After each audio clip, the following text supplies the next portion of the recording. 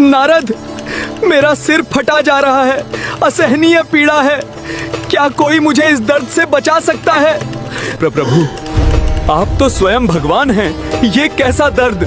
इसका उपाय क्या है? उपाय कठिन है नारद।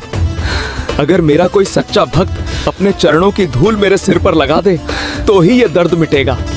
नारद मुनि सन्न रह गए। भगवान के सिर पर अपने पैरों की धूल, ये तो सीधा महानरक का रास्ता था। पर क्या आप जानते हैं, इस धूल के चक्कर में आज स्वर्ग और नरक के सारे कानून बदलने वाले थे। नारद मुनि सबसे पहले द्वारका की पटरानियों रुक्मिणी और सत्यभामा के पास पहुंचे। उन्होंने हाथ जोड़कर कहा, देवी, प्रभु की जान खतरे में है, अपने चरणों की धूल दे दो। रुक्मिणी कांप उठी। नारद जी, क्या आप हमें नरक भेजना चाहते हैं? साक्षात परमेश्वर के सिर पर हम अपनी धूल कैसे रख सकती हैं?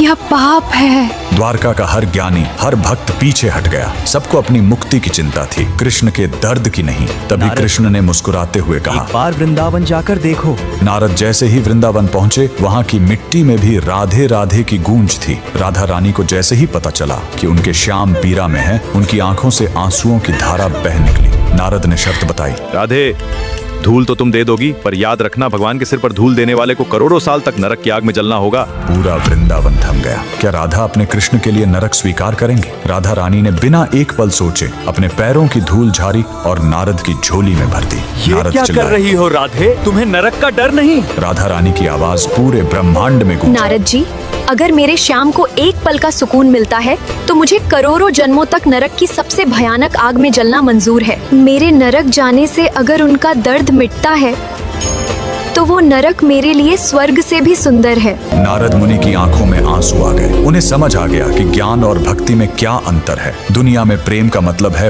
पाना, लेकिन राधा का प्रेम था खो देना। हम अक्सर रिश्तों में ये सोचते हैं कि मुझे क्या मिलेगा, लेकिन सच्चा रिश्ता वो है जहाँ आप ये सोचें कि मैं क्या त्याग सकता हूँ। राधा रानी ने सिखाया कि जब प्रेम गहरा होता है तो इंसान को अपने पुण्य या स्वर्ग की भी परवाह नहीं रहती। जैसे ही वो धूल द्वारका पहुंची, श्री कृष्ण का दर्द गायब हो गया। वो मुस्कुराए और बोले, नारद, जो अपने भविष्य की चिंता करता है वो भक्त है, पर जो मेरे लिए अपना सर्वस्व और स्वर्ग तक न्योछावर कर दे वही मेरी राधा है। अगर इस निस्वार्थ प्रेम ने आपके दिल को छुआ है तो कमेंट में अपनी भावनाओं के साथ लिखें, जय श्री राधे कृष्ण।